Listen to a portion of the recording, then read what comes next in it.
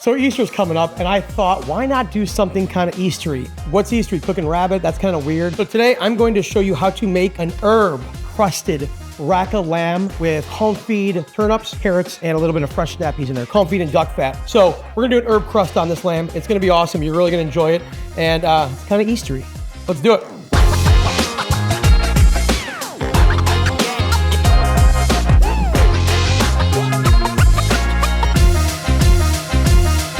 All right, so herb-crusted rack of lamb. This can seem kind of daunting. It can seem kind of like this is like a fine dining, super cool and like luxurious way to do things. But really, once I show you how to do this, it's so really easy to do. There's two ways to do this. Some chefs, some people do mustard on there, put all your herbs together, make your panko mix, and then pop it in the oven. That's cool. You can do that. I like to sear our beautiful lamb first. Let it cool down, kind of get some temp on it, bring it to like rare, and then we're gonna crust it and then pop it back in the oven, and it's gonna have this bright green crust on it. To do this, the first thing we wanna do is take our lamb. These are our lamb chops, our lamb loin, keeping it whole. This was in, if you can see the color of it and the fat. So 4-day dry aged lamb, beautiful, kind of tightens up, condensing all that flavor, giving all those amino acids together. And I'm just gonna season this, and we're gonna take it to the stove, and we're just gonna give it a hard sear and like really get it cooking and kind of bring it to like rare in the oven.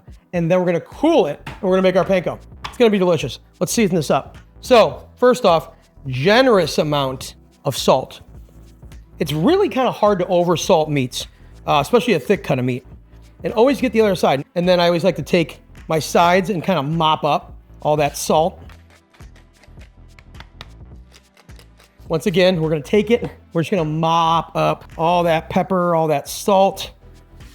All right, let's go sear this guy. Oil in. So the first thing I'm gonna do is I'm gonna sear my sides. A lot of people don't do this.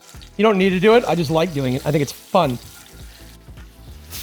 Oh, I was gonna turn it, did it on its own. And there's an old debate of, does this lock in flavor? Does it not lock in flavor? The answer is no one really knows. We all think we know. I like the crust. I like the flavor of the crust. I like when the Maillard reaction happens and you get all those amino acids kind of crystallized and delicious. So whether it locks in flavor or not, this is awesome. The cool thing to do when you're searing a piece of meat is lift it up and let the oil kind of reset and get back under the meat. And that's how you get a good sear, is every once in a while picking it back up, letting the hot oil get back underneath. And that's how you get that beautiful restaurant sear. Oh yeah. Look at that. It's funny, I gotta take this off. It's all child-proof, but it's also pretty Brad-proof because I always forget to take that off. So let's put a timer on. Let's do 5 minutes, just so I don't forget, because I will absolutely 100% forget. It's gonna be herb-crusted lamb, herb breadcrumbs. This is very simple and very cool. Breadcrumbs in, season it up with some salt, then herbage. So I like to kind of chop up my herbs a little bit to help out the mixer. Just give it a little hand, you know? So I'm gonna do dill. This is like an all-inclusive thing. When you do herb crusted, you can do just whatever herbs you have, but I have dill, mint, chives, parsley, basil. I'm gonna do a little bit of everything because I have them. So if I just had rosemary, I would do rosemary and parsley. If I just had dill, I would do dill and parsley. The key to always having parsley in it is the fact that you want it to be that super like green color. And that's what you're gonna get from having a little bit of that parsley in there. Or also just be like specks of dill or specks of chives. It's gonna be Pulse of the Cuisinart, so you can just kind of tear it and no rhyme or reason, just go. Just rock it out because it's gonna be mixed together anyways. Parsley, I'm just gonna kind of get rid of the stems a little bit because parsley stems get a little bitter, but honestly, it wouldn't even matter. People are always asking, what can you do with the stems? Nothing. The answer is basically not really anything. Can't really do anything with those stems. I mean, if they're parsley stems, you could save and put it in stock, but I don't even think that does anything cool. It's like an old classic French way to do things, but I don't think it does anything. I've been cooking for a long time. I've never seen the parsley stems change the flavor of my stock. Just a rough chop. This doesn't need to be fancy. Done. I'm just helping it out a little bit. All right, let's go in with our panko. Oh, I would not have checked that lamb if this timer didn't go off. Yep, very rare, 75 degrees. So back in, another 5. Now it's gonna go on its belly, and that's gonna speed up the process. I better set that timer again, or you know I'm gonna burn it. So let's do 7 minutes. It's gonna rock in there. We're gonna basically what I'm doing is I'm bringing that lamb up to rare to medium rare.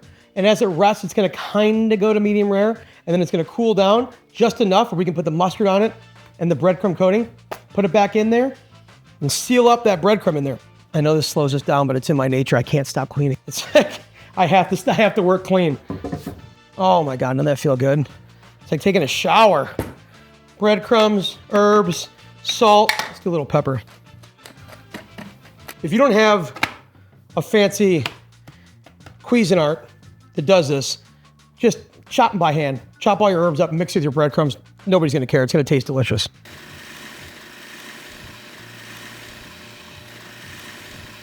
Done. This is exactly what we're looking for. Green, super fragrant. And that's just fluffy and super, just really herbaceous and just delicious. You wanna be able to smell all those herbs in there. Oh my gosh, look at that. 2 minutes remaining. I can just tell, I can just smell it. I wanna pull this out at 115, 113.5, 114, look at that. That's the mental timer of a chef. I just knew, I could just smell it. I'm like, that's 115. That's gonna rest. Now we are going to get our breading station going. It's not really a breading station, it's more of like mustard on a piece of lamb, and then we're gonna dip it in the breadcrumbs. But you know what, let's do this first. Let's do mustard first. So Dijon is so delicious. Why wouldn't you want to use Dijon mustard? Dijon it's gonna be. You could use a brush for this. That's the beauty of cooking like this, is like, I've kind of done all the work for you. From cooking in restaurants and all my places, and I've learned what you can do and what you can't do. You don't need a brush. So now we're just gonna press our lamb into our breadcrumbs. Super duper simple. Look at that. All we're doing, just pressing it in there, and then we're gonna get kind of the sides, kind of make it rain. Gently pat that in there, make it nice and tight. And then I'm gonna put a little more on there. So you really wanna make sure it's kind of tight and packed. This is gonna go into our pan with our vegetables. These are carrots, heirloom carrots that have been cooked in duck fat and turnips. Fancy term for this is confit. No, it's not lamb fat, but duck fat's delicious. These are gonna go in cold, just for a little bit of flavor. I just remembered I had the time, so I'm like, why not put time in there? Lamb, this bad boy's gonna go in for about 8 minutes. When this thing bakes in the oven, that herbaceousness, those herbs, super perfume this whole place. Look at that. I'm gonna plate this up, get our carrots in there, all of our delicious, hot, confit carrots and turnips, beautiful, beautiful snap peas, all on there. That thyme has flavored it all. Get a little of that lamb fat in there. And now comes the moment of truth. Let's go 4 bones. Let's see how we did. Beautiful, beautiful. It's like interlocking your fingers. You want to kind of put the bones interlocking in there. Look at that. That is herb-crusted lamb with confit carrot, turnips. They got a little bit of snap peas in there, and have all those herbs on that lamb. We got a perfect temperature on there. This is like a wonderful Easter dish, or this is just a dish you can make anytime, but kind of Easter inspired for me. All right, let's dig in. Oh my gosh, look at that. Look at the way that cuts. Beautiful, juicy, so juicy, dripping.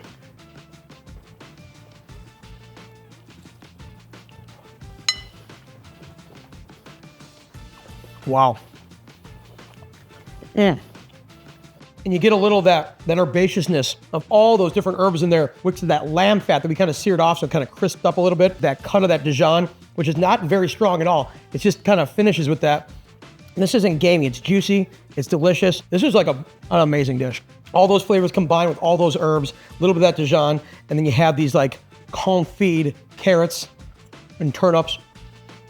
Easter or anytime. It's a really good dish. Hey guys, Brad Miller here. Thanks so much for watching my recipe videos. Make sure to like and subscribe. It really helps out the channel, and it keeps me making these really fun videos for you guys, because that's honestly what I love to do. I love making really fun recipe videos for all you guys. So like, subscribe, and hey, comment below and let me know what you guys want to make, what you guys think. Just keep rocking and rolling with it.